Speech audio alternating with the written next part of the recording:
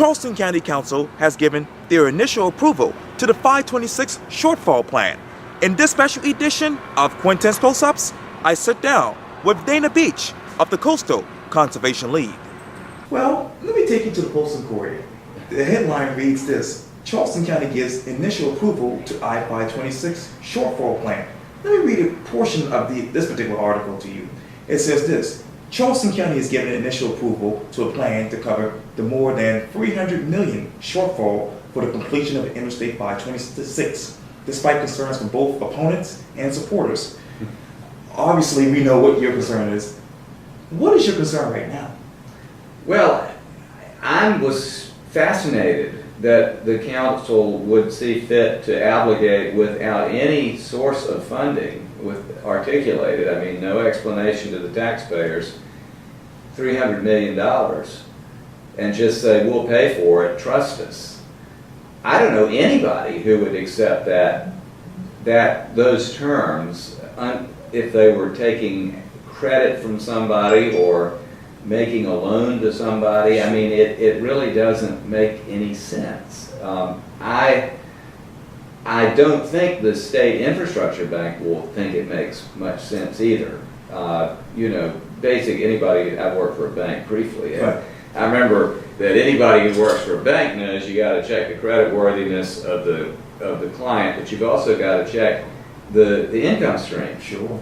And so I think it's just like the Keystone Cops. I mean, one more nutty idea has now tumbled out of the cop car. Yeah, we'll see. Matter of fact, speaking of which, obviously, council members didn't really state specifically where the $150 million would come from.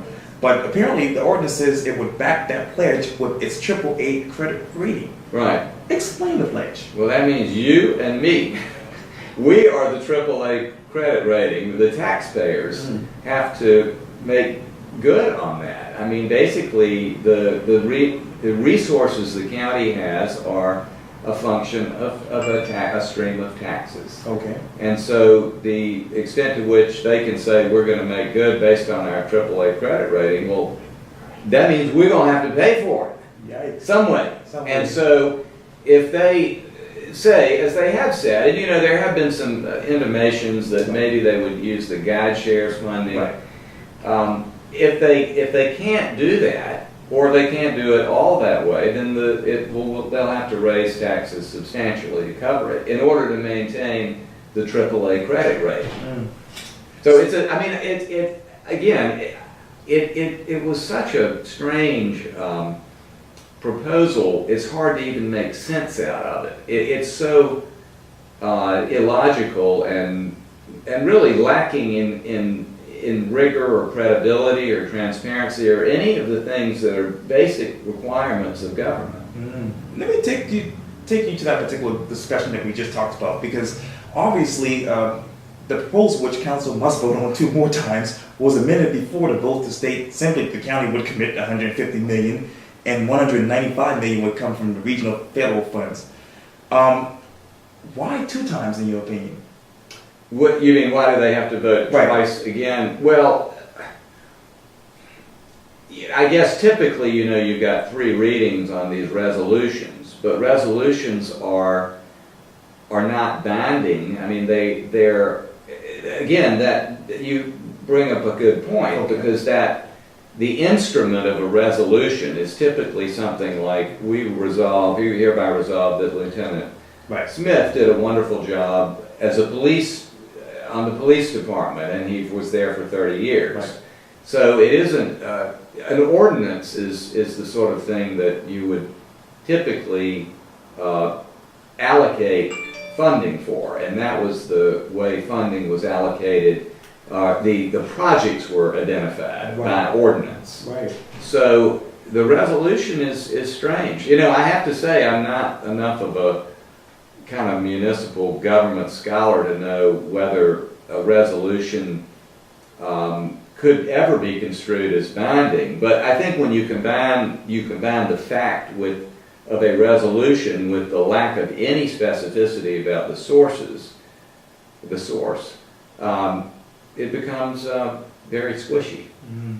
You talk about that plan. Let's go back to it because obviously the plan Thursday stirred a lot of controversy amongst opponents, including the Southern Environmental Law Center, which is representing you guys.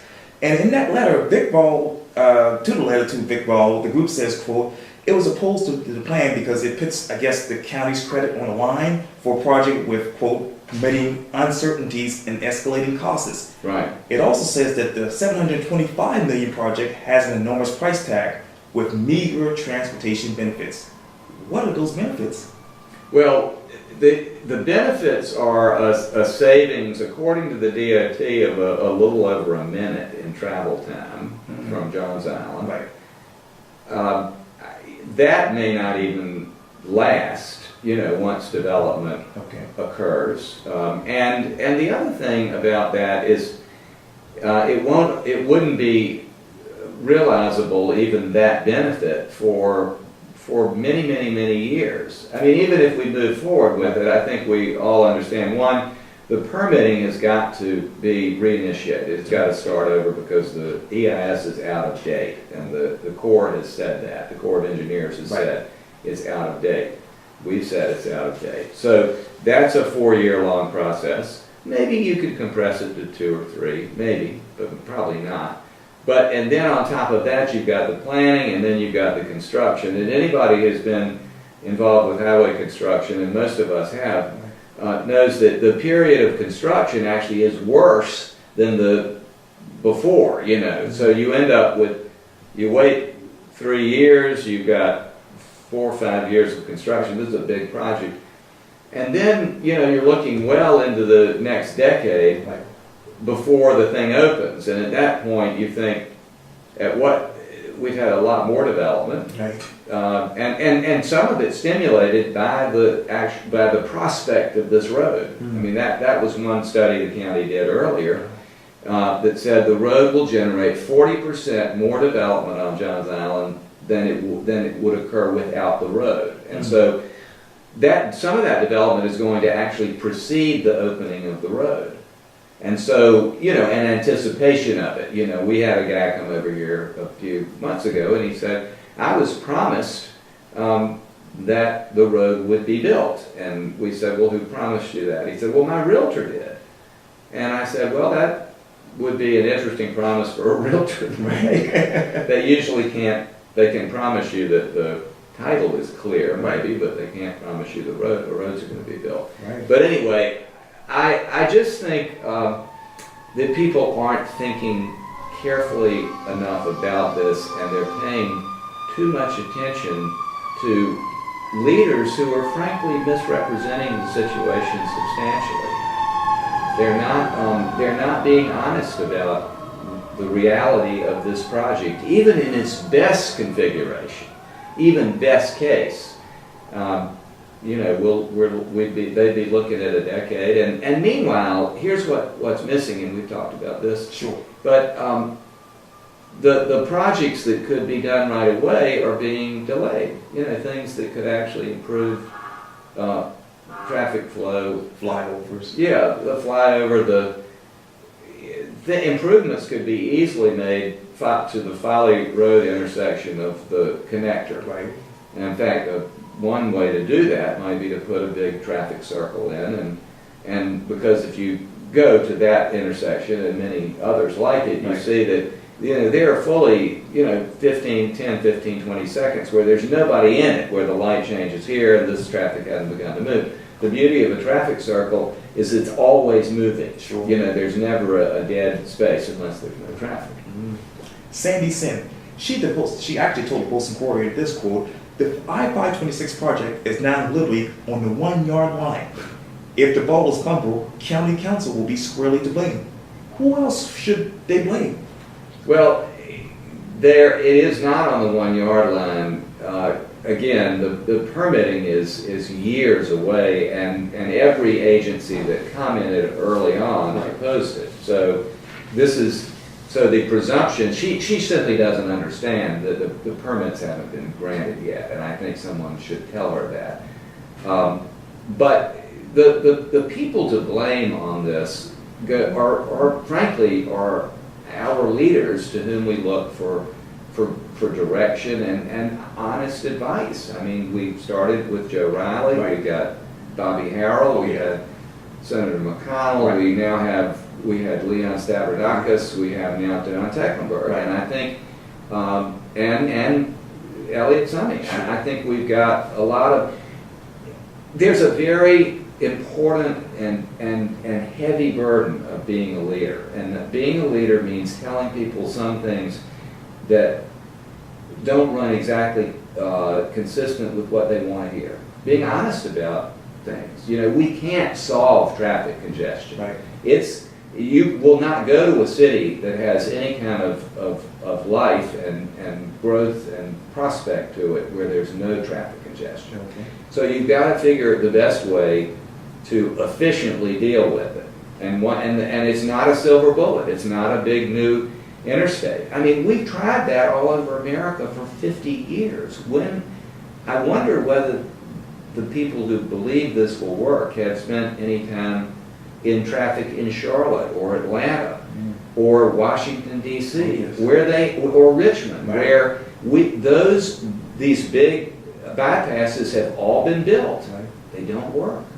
There's a better way to do it, and it's a cheaper way to do it, and it's better for everyone. It's better for your pocketbook, and it's better for the environment. You talk about Elliot Summey. Obviously, he didn't have any good roles as far as working with Senator Hugh Leatherman. I know that Sandy Senate is working with him as far as negotiations. What do you expect that outcome to be? Well, it's fascinating. I don't know. I don't really know her.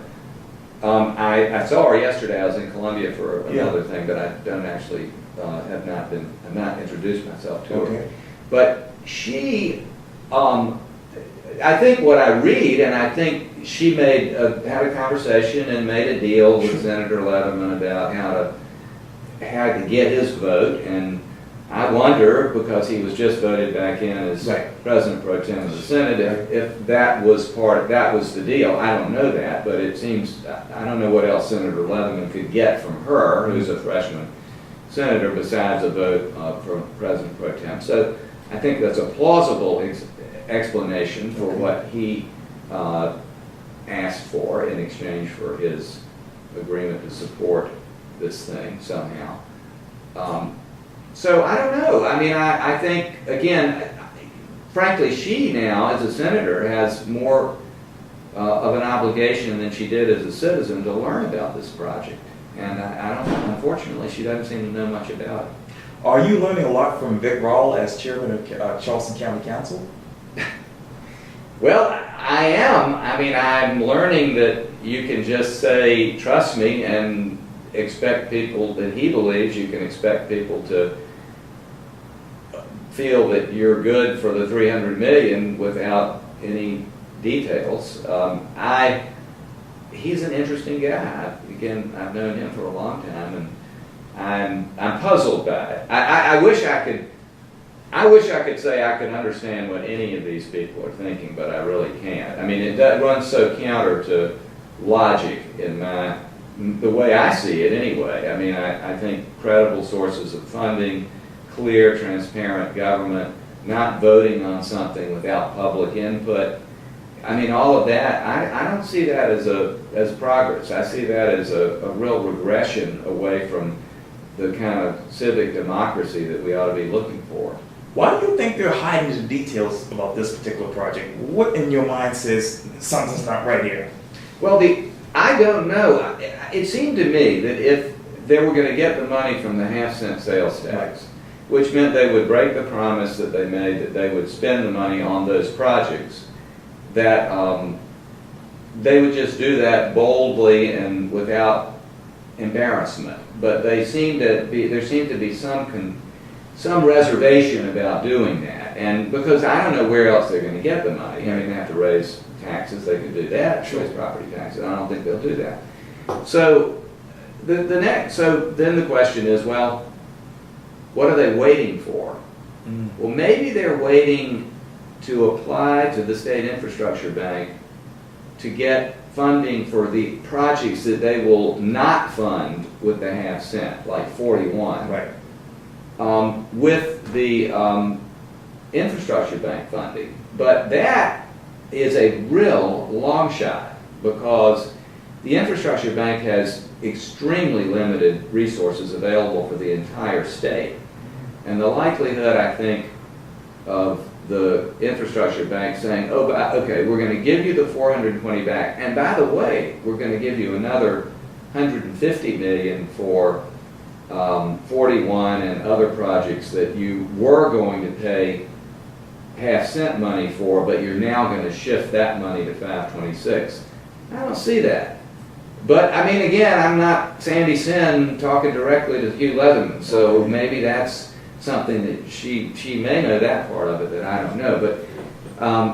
But it's really kind of like the guys in New York with the 3 shells, you know, and where's the money? You know, I mean, we don't know. We'll find out. But the victim could be our tax, our credit rating. Wow. Wow.